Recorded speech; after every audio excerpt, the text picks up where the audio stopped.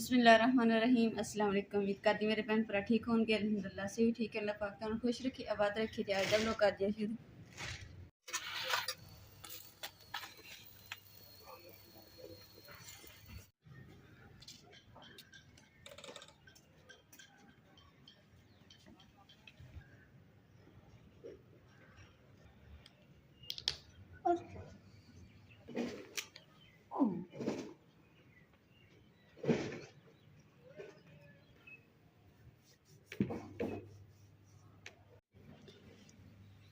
माशाल्लाह जी, अम्मा जी ने सुरमे नू देखो किन्ने हिफाजत दे विच रखिया कि मेरा सुरमा खराब ना हो जाए, ना ही इन्हू भोरा भी सट लगी।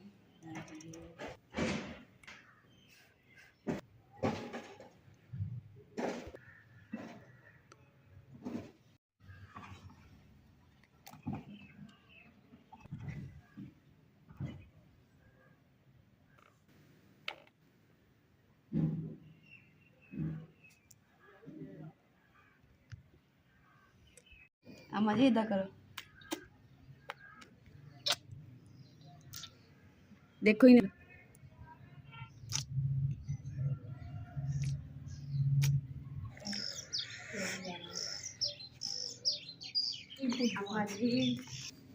लो जी, माशाल्लाह जी, अम्मा जी ने तैयार कर दिता ते हुण अम्मा जी नू लैके चलदे हैं डॉक्टर कोल ते चेकअप करवा के आंदे।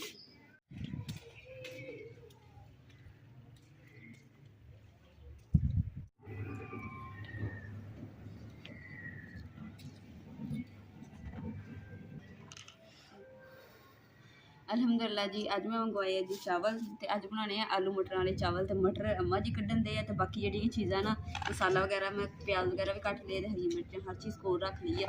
ते हुण इन्हां नूं मैं चावल साफ करके ना ते हर चीज़ कट्ठी धोऊंगी। अज असीं क्या कि चलो चावल मंगा के ना अज आलू मटर वाले चावल बनाने हैं। ते रोज़ तो बंदा रोटी खा खा के उद्दां ही बोर हो जांदा, चलो कोई चेंज हो जाऊगा। चावल अज बनावांगे आलू मटर।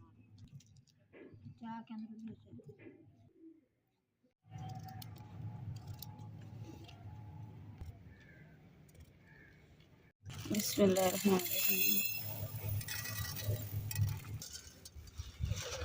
जी। गिलास जेह्ड़ा ना अद्धा किलो दा ते एह् ना 2 गिलास भर के ना बनाने हैं।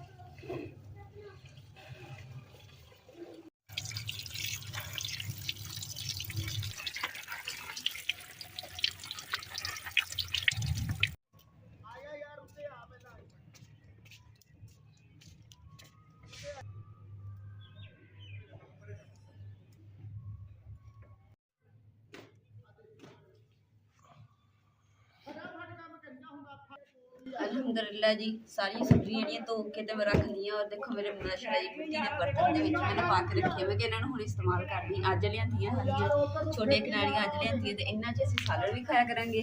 और ਜਦੋਂ मैं ਹਾਂਡੀ ਮਸਾਲਾ ਜਿਹਾ ਤਿਆਰ ਕਰਾਂਗਾ ਉਦੋਂ ਵੀ ਇਹਦੇ ਵਿੱਚ ਪਾ ਕੇ इस्तेमाल ਕਰਿਆ ਕਰਾਂਗੇ। ਹਾਂ ਲੱਗੀ ਜੀ ਆਲੂ ਮਟਰ ਵਾਲੇ ਚਾਵਲ ਤੇ ਨਾਲ ਹੀ ਮੈਂ ਲਾ ਲਈ ਮਸ਼ੀਨ ਕੱਪੜੇ ਧੋਣ ਵਾਲੀ। ਤੇ ਇੱਕ ਪੂਰ ਕੱਢ ਕੇ ਮੈਂ ਫੋਲ ਦਿੱਤਾ ਵਾ ਤੇ ਦੂਸਰਾ ਪੂਰ ਜਿਹੜਾ ਨਾ ਉਹ ਵੀ ਧੁੱਪਣ ਵਾਲਾ ਵਾ।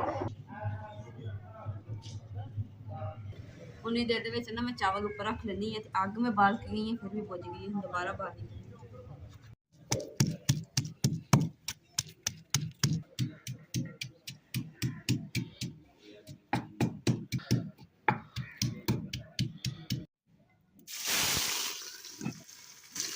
पहले तो ना अग मैं बाली है तो बुझ जाती सी, हुण जे अग बड़ी है ना तो इन्नी तेज़ कि आयल जो ना बहुत ज़्यादा गर्म हो गया सी। इस करके फिर कढ़ाई जी थले उतार के तो फिर मैं प्याज में पाई।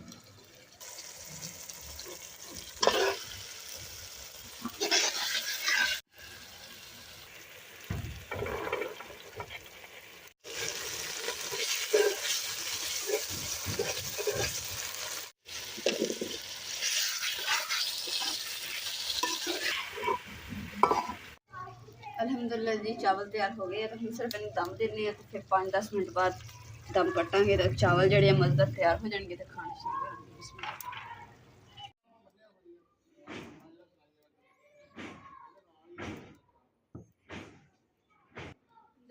ਚਾਵਲਾਂ ਨੂੰ ਦਮ ਦੇ ਕੇ ਨਾ ਤੇ ਮੈਂ ਕੱਪੜੇ ਪਾਣੀ 'ਚ ਕੱਢਣ ਲੱਗ ਗਈ ਹਾਂ ਤੇ ਹੁਣ ਚਾਵਲਾਂ ਦਾ ਚੇਤੇ ਹੀ ਭੁੱਲ ਗਿਆ ਸੀ ਤੇ ਹੁਣ ਆਈ ਮੈਂ ਤੇ ਚਾਵਲ ਖਰੀਦਣ ਲੱਗ ਗਈ।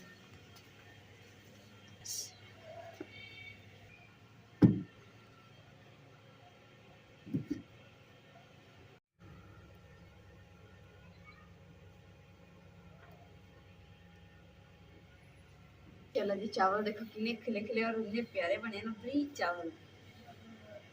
थोड़ी देर इन्हों अजे हुण एकदम नहीं हिलाना है, थोड़ी देर बाद। माशाल्लाह जी देखो खिले खिले चावल कला कला।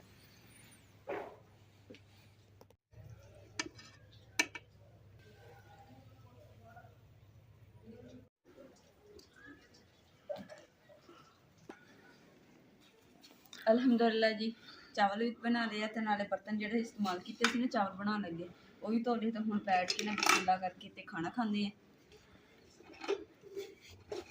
अम्मा जी ने चटाई ना बिछा दी है तो हम हाथ मुँह धोते हैं, उन्हें देर चावल पा देंगे।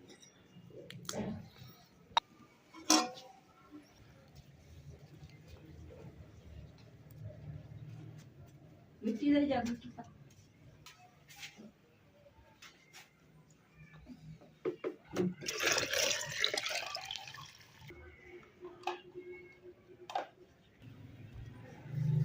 अम्मा जी आ जाओ जल्दी, मैं थोड़े चावल पान लगी ना तो ठंडे हो जाएंगे।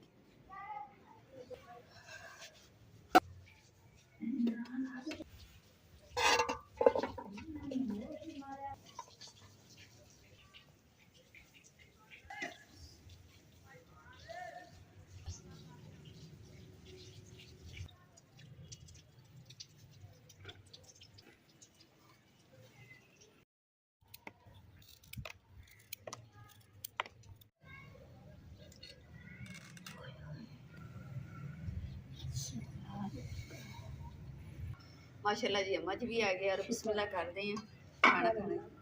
और यकीन करो कि इन्ने चावल मज़ेदार बने हैं ना कि मुझे पानी आ गया। तो हजे रात नेरा भी नहीं होया तो खाना का टाइम असी कह गए हुणे भुख लग गई चावल देख के तो हुणे बिस्मिल्लाह कर लेंगे।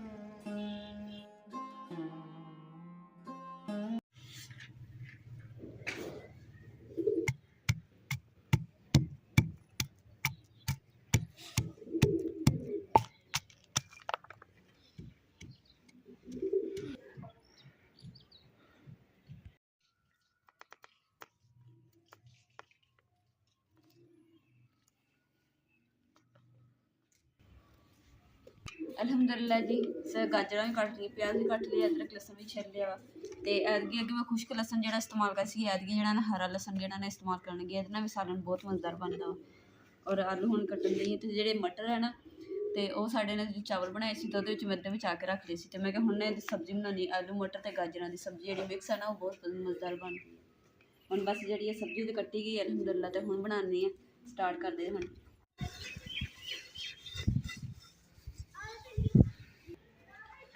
अलहमदुलिल्लाह जी सब्जी छिल के धो के ना मैं इंजी तो रख दी है। मैं कहूँ ना देशकी में पोचा ला के ना रख टांग लेनी है तो फिर जी सब्जी कट लेनी उनके ना ये भी सुक जाएगा पोचा फिर हांडी बनाना स्टार्ट करूँगी।